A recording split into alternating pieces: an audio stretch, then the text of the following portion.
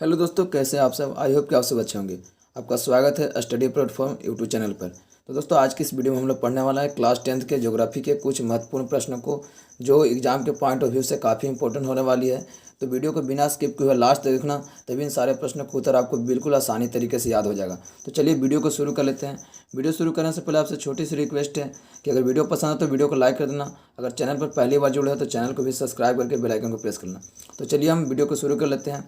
तो इसमें हमारा पहला प्रश्न है इस वीडियो का, पूछा गया इसमें कि निम्नलिखित में से खरीफ फसल कौन है। तो निम्नलिखित में से खरीफ फसल कौन है, इसमें ऑप्शन दिया हुआ है गेहूँ, सरसों, चावल, मटर।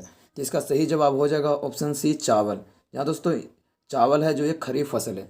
तो चलिए हम अगले क्वेश्चन की तरफ बढ़ते हैं और हमारा नेक्स्ट क्वेश्चन है 2 नंबर, जिसमें पूछा है कि निम्नलिखित में से कौन रबी फसल है।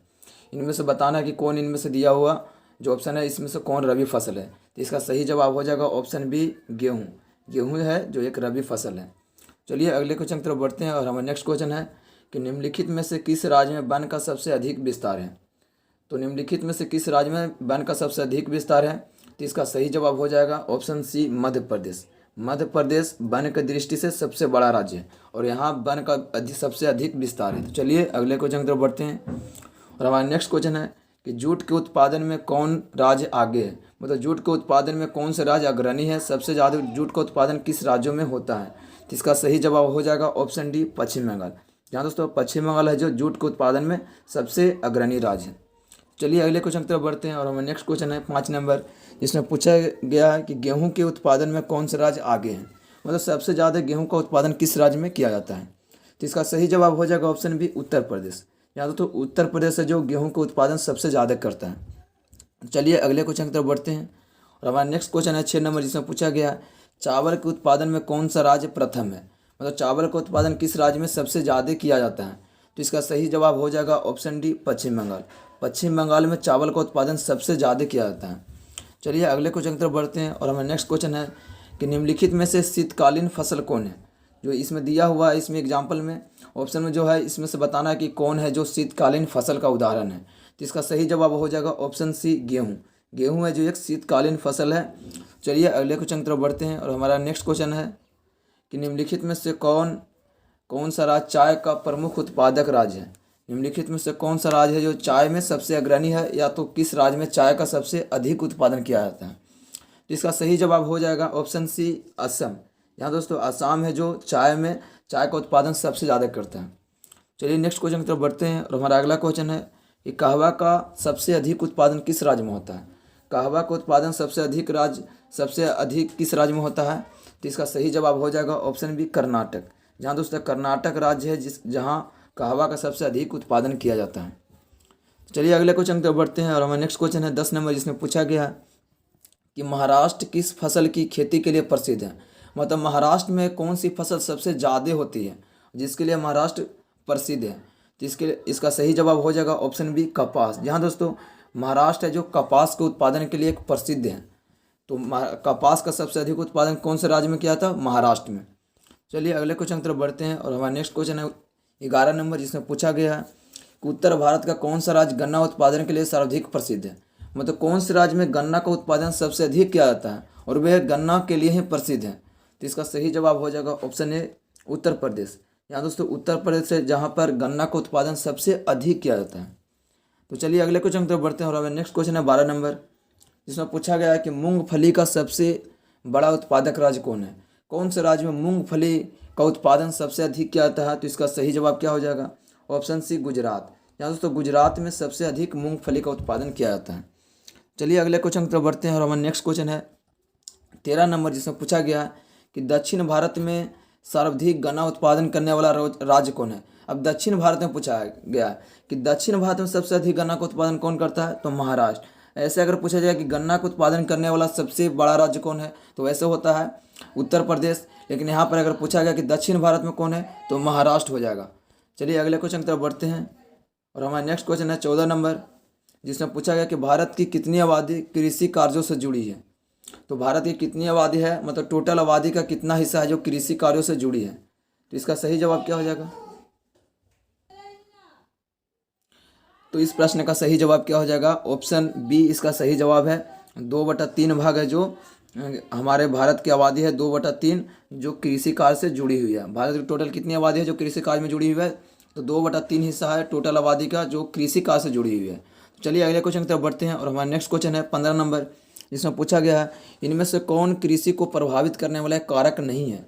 मतलब कौन इनमें से जो कारक दिया हुआ है वो कृषि को प्रभावित नहीं करता है। तो इसका सही जवाब हो जाएगा ऑप्शन सी, जनसंख्या।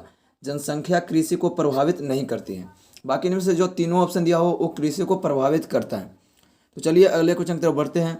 हमारा नेक्स्ट क्वेश्चन है 16 नंबर, जिसमें पूछा गया है कि पौधे के अंकुरन के लिए कम से कम कितना तापमान होना आवश्यक है। तो पौधे के अंकुरन के लिए कम से कम कितना तापमान होना आवश्यक है? तो 6 डिग्री सेल्सियस आवश्यक होता है। ऑप्शन डी इसका बिल्कुल सही जवाब हो जाएगा, 6 डिग्री सेल्सियस।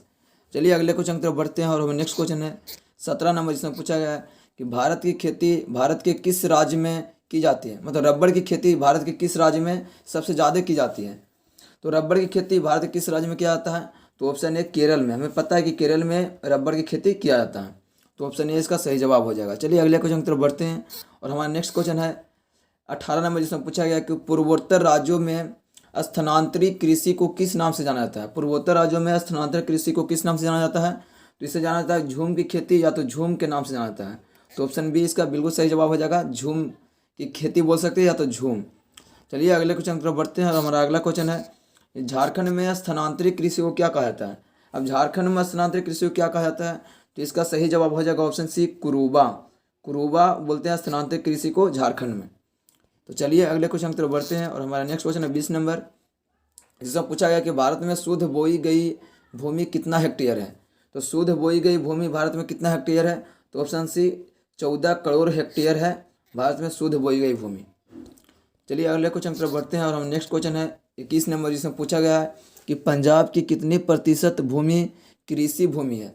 मतलब कितनी प्रतिशत भूमि है जो कृषि योग्य भूमि है पंजाब का।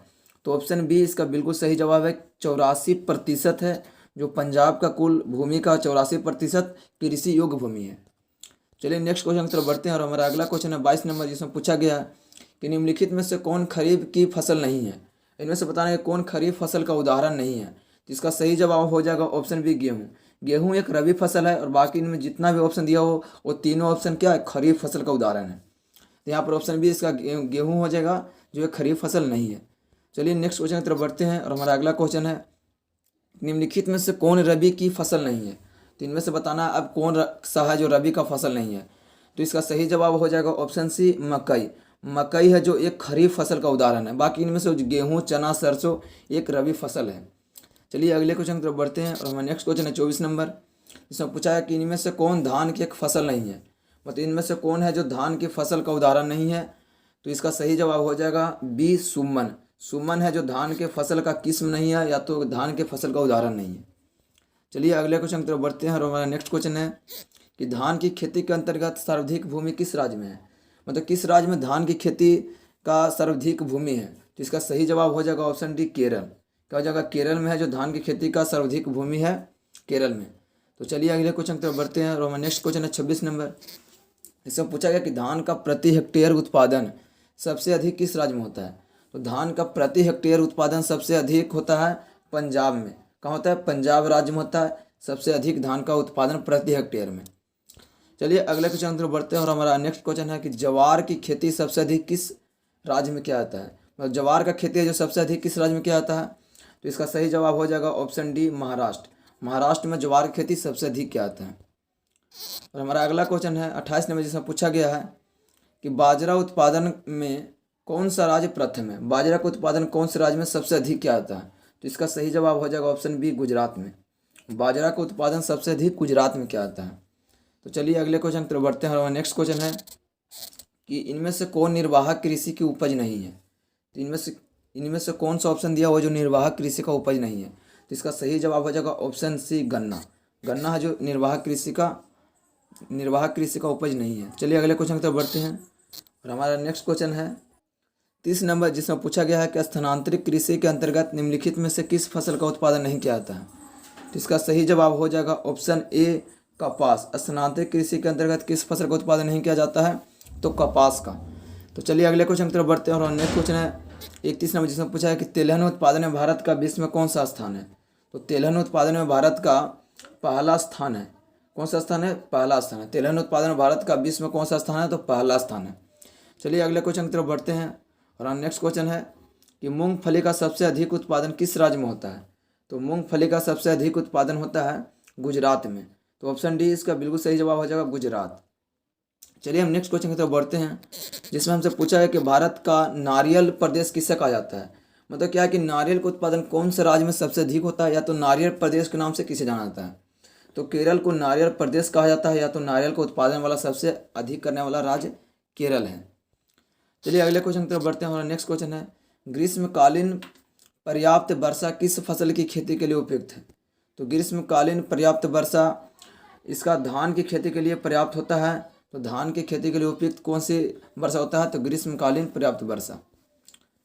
और हमारा नेक्स्ट क्वेश्चन है 35वां, जिसमें पूछा है कि पंजाब किस फसल का सबसे अधिक उत्पादन करता है? तो पंजाब किस फसल का सबसे अधिक उत्पादन करता है? तो गेहूं का उत्पादन करता है सबसे अधिक पंजाब। चलिए अगले क्वेश्चन की तरफ बढ़ते हैं और नेक्स्ट क्वेश्चन है कि उत्तर प्रदेश और बिहार में रागी को किस नाम से जाना जाता है?